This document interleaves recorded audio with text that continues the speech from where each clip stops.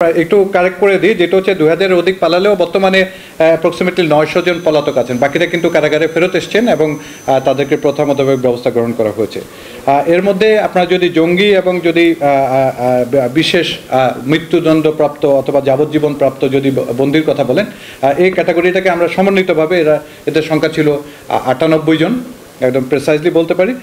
এর মধ্যে ইতিমধ্যেই বেশ কয়েকজনকে গ্রেপ্তার করা হয়েছে এবং এই সংখ্যাটা ধীরে ধীরে কমে আসছে। জঙ্গি এবং শুধু জঙ্গি না, মৃত্যুদণ্ডপ্রাপ্ত এবং যাবজ্জীবন প্রাপ্ত, তিনটা ক্যাটাগরি মিলে 98। যদি আপনি যদি বলেন 9 জন। জি জি জি, না এরপরে ধরা পড়েছে।